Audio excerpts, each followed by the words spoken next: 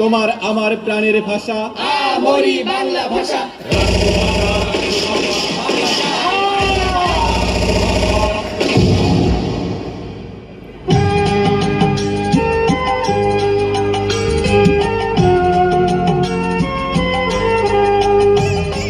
ভাষার দাবিতে একদিন এখানে এক হয়েছিল হাজারো গান। প্রতিটি বছরে প্রথম প্রহরে বাজে আজও সেই অমর গান।